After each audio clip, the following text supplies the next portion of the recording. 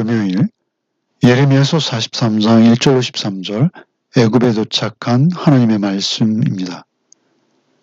요한과 그를 동조하는 백성들은 이제 오히려 바룩과 예레미야를 공격하기 시작합니다. 예레미야가 자신들을 바벨론의 포로가 되게 하려 한다는 것이죠. 그들의 교만과 그들의 불신앙이 하나님의 의로운 선지자를 거짓말쟁이로 몰아가고 있습니다. 결국 그들은 하나님의 말씀에 불순종하여 애굽으로 내려갑니다. 놀랍게도 하나님의 말씀은 예레미야를 통해서 그들을 끝까지 따라갑니다.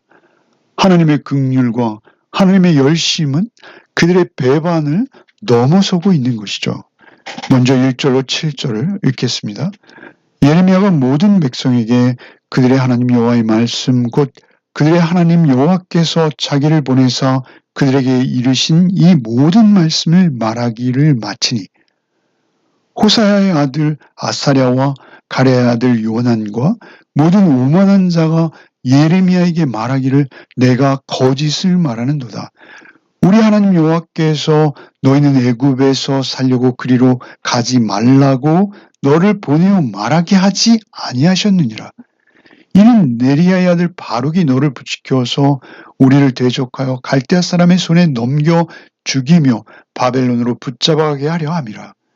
이에 가레야의 아들 요하난과 모든 군 지휘관과 모든 백성이 유다 땅에 살라 하시는 여호와의 목소리를 순종하지 아니하고 가레야의 아들 요하난과 모든 군 지휘관이 유다의 남은 자 곧 쫓겨났던 여러 나라 가운데에서 유다 땅에 살려하여 돌아온 자 곧 남자와 여자와 유아와 왕들의 딸들과 사령관 느부사라단의 사반의 손자 아이감의 아들 그데라에게 맡겨둔 모든 사람과 선지자 예레미야와 네리야의 아들 바룩을 거느리고 애굽 땅에 들어가 다바네스에 이르렀으니 그들이 여호와의 목소리를 순종하지 아니함이로라. 선지자 예레미야는 하나님으로부터 들은 말씀을 계속 반복해서 전하고 있습니다. 성경이 비슷한 말씀들을 계속 반복하고 계세요. 그만큼 그 상황이 안타깝고 또 하나님께서 마음 아파하시는 상황이라는 것이죠. 그리고 이 상황이 반복되는 이유는 그것이 중요하다는 것입니다. 그들이 자신들의 죄를 인정하고 하나님의 말씀 앞에 순종하는 것, 그것이 그들에게 생명이기에 그런 것이죠.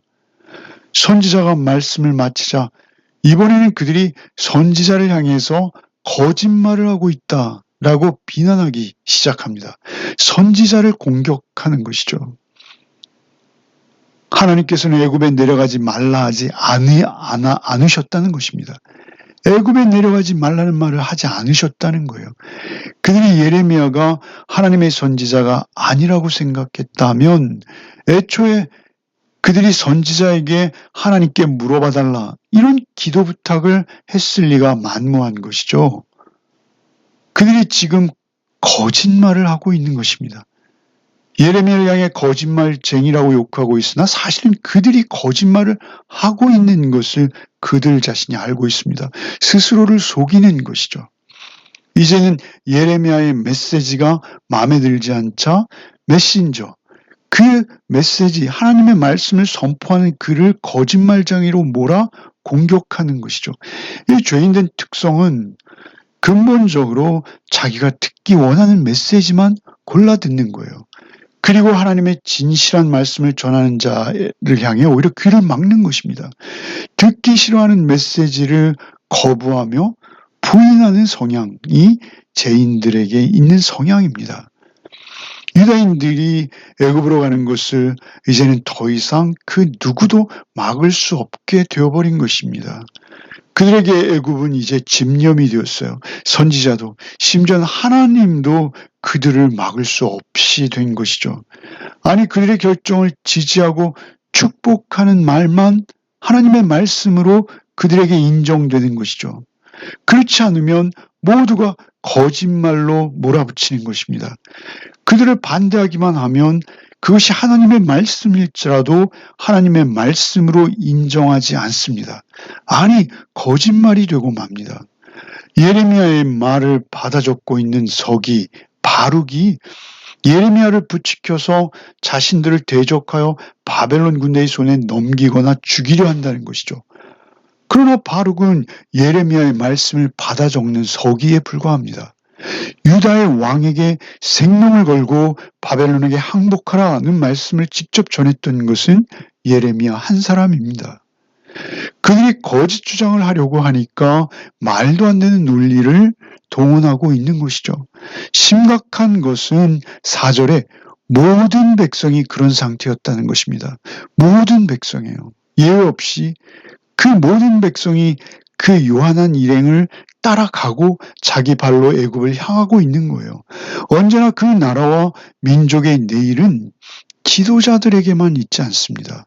결정적인 원인은 결국 그 뿌리가 되는 백성들의 상태가 가장 근본적인 원인이 될 수 있다는 것이죠.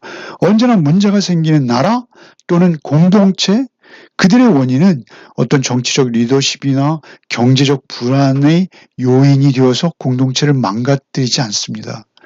더욱 근원적인 문제는 그 나라의 백성들이 참된 것, 진실한 것, 의로운 것 쫓지 않는다는 것입니다.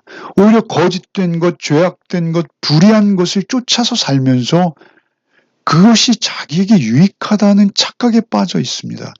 남은 자들은 모두 요하난의 주장에 박수를 치며 따라 나서서 애굽으로 향하고 있는 것이죠. 안타까운 것은 요하난 일행은 이스마엘이 바벨론이 세운 총독 그다랴를 죽이고 암몬에게 넘기려 한 것을 막아냈어요. 이스마엘을 처단했습니다. 이스마엘을 죽였어요. 바벨론으로 봐서는 다행한 일을 요하난 일행이 한 거예요. 그런데 이제는 오히려 이스라엘의 남은 자들을 이끌고 애굽으로 가려 하는 것이죠. 돌아오지 못할 길을 가는 거예요. 하나님의 음성을 오히려 거짓말이라 치부하며 애굽을 향하는 것이죠. 결국 이스라엘이나 요하난이나 별 차이가 없어요. 모두 악한 사람들인 것이 드러나고 마는 것이죠. 신앙생활은 하나님의 뜻 앞에 나를 굴복시키는 과정입니다. 그래서 바울사도께서는 말씀으로 나를 쳐서 하나님 말씀 앞에 스스로를 복종시킨다, 이러한 표현을 하지 않습니까? 하나님의 뜻, 하나님의 말씀을 우선시하면서 하나님의 지혜로심과 선하심을 인정하며 우리가 원하지 않는 길, 우리가 계획하지 않았던 것일지라도 그것이 의의 길이요 진리의 길이요 참된 것이라면 순종하는 것입니다. 그렇게 순종할 때 우리는 우리가 상상할 수도 없는 천국, 영원하신 하나님의 나라의 백성으로 자격을 갖는 것이죠. 그리고 이 땅에서도 하나님의 나라를 살아낼 수 있게 되는 것입니다. 8절로 13절을 읽겠습니다. 다바네스에서 여호와의 말씀이 예레미야에게 임하여 이르시되 너는 유다 사람의 눈앞에서 내 손으로 큰 돌 여러 개를 가져다가 다바네스에 있는 바로의 궁전 대문의 벽돌로 쌓은 축대에 진흙으로 감추라. 그리고 너는 그들에게 말하기를 만군의 여호와 이스라엘 하나님께서 이와 같이 말씀하시되 보라, 내가 내 종 바벨론의 느부갓네살 왕을 불러오리니 그가 그의 왕자를 내가 감추게 한 이 돌들 위에 놓고 또 그 화려한 큰 장막을 그 위에 치리라.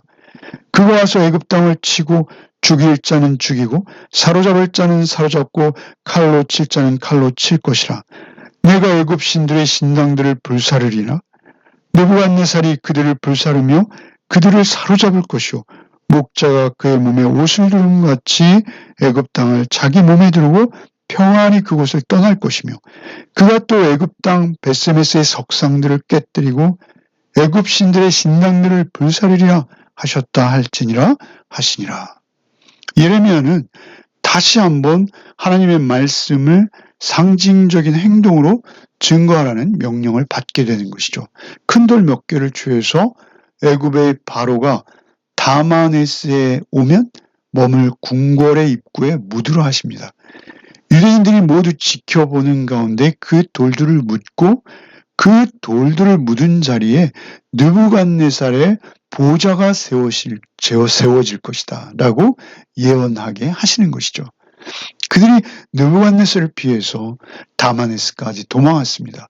그러나 결국 애굽은 그들에게 안전한 피난처가 될 수 없다는 것입니다.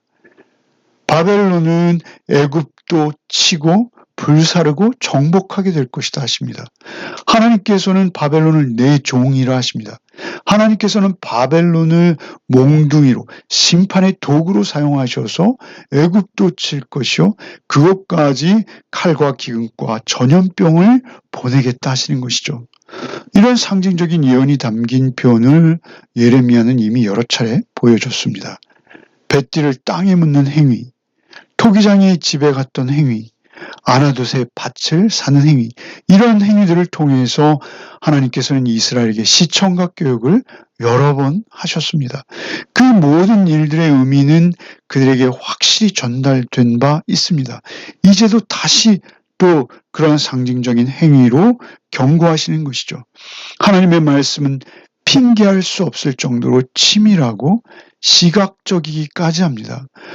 그들이 과거를 통해서 배우지 못하고 하나님의 말씀을 통해서 돌이키지 않는다면 그들 스스로 그들의 미래를 망치는 것입니다. 그들이 누구를 믿고 신뢰하느냐에 따라 그들의 삶과 미래는 결정되어지는 것이죠. 하나님을 따르느냐, 애굽을 따르느냐, 당장 눈에 보이는 바벨론의 군사력을 피하는 일, 그리고 애굽의 그 힘 아래 자신을 숨기는 것, 그것이 자신의 안전을 위해서 가장 최선의 길이라고 믿고 있을 것이죠. 그런 그들이 하나님을 더 신뢰하고 믿고 돌이키는 것은 쉽지 않아 보입니다. 그러나 하나님께서는 여러 차례 말씀으로 그들을 깨우쳐 주셨고 그들은 그것을 충분히 볼 수 있도록 깨달을 수 있도록 시청각 교육까지 베풀어 주신 것이죠. 하나님께서는 느부갓네살이 애굽을 불사르며 그들을 사로잡아 목자가 그의 몸에 옷을 두르는 것 같이 자기의 몸에 애굽을 두르고 평안히 그곳을 떠나갈 것이다. 이렇게 선언하세요. 그들은 너무나 쉽게 애굽을 정복할 것이요 당연하다는 듯 애굽을 무찌르고 그 소유권을 가지고 갈 것이라는 것이죠. 하나님께서는 느부갓네살도 그렇게 사용하실 수 있는 분위기에 그들은 하나님을 믿으라고 말씀하시는 것이죠. 애굽 땅의 우상도 깨뜨리고 애굽의 신들의 신당도 불사르겠다라고 선언하신 것입니다. 우리가 살아가는 세상도 똑같습니다. 아무리 돈과 권력이 또한 불의가 영원할 것 같아도 그것들은 우상들입니다. 그들이 섬기는 우상들이 그것을 숭배하는 자들을 영원히 지켜줄 수 없습니다. 결국 하나님의 진노의 심판을 초래하는 것이요. 그 결과 그들은 심판의 대상이 될 것이다 라고 선언하시는 것이죠. 진정 가치 있는 삶, 의미 있는 삶을 살아가는 것이 복된 것입니다. 영원히 참되신 한 분에게 우리의 삶 전체, 우리의 오늘과 내일까지도 맡겨야 되는 것이죠. 그것이 가장 안전한 길이기에 그렇습니다. 가장 안전한 길은 길이요 진리요 생명 되신 예수 그리스도 앞에 내 죄를 자복하고 십자가의 은혜를 붙드는 것입니다. 그때 우리는 여기서 하나님의 나라를 살게 되고 구원받은 백성으로 영원한 하나님의 나라를 약속받게 되는 것입니다. 오늘도 오직 하나님의 말씀만 붙드시고 섬기시는 복된 삶을 살아내는 복이 저와 여러분에게 있기를 소원합니다. 기도하시겠습니다. 오직 자신들의 안전만을 찾아서 끝없이 불순종으로 반응했던 유다의 백성들을 봅니다. 얼마나 질긴지요. 우리도 우리의 삶이 불안하게 여겨지며 어리석음에 빠져서 엉뚱한 것에 우리의 마음을 빼앗기고 살아갈 수 있는 인생임을 우리는 알고 있습니다. 주여 우리를 긍휼히 여겨 주시옵소서. 오직 하나님 나라와 하나님 나라의 의를 쫓아서 살 수 있게 하여 주옵소서. 나를 말씀 앞에 쳐서 복종시키며 오직 성령님만을 의지하는 하루하루의 삶을 살아가게 하여 주시옵소서. 말씀이 육신이 되오신 그리고 우리와 동행하시는 예수 그리스도 이름 받들어 간절히 기도하옵나이다. 아멘.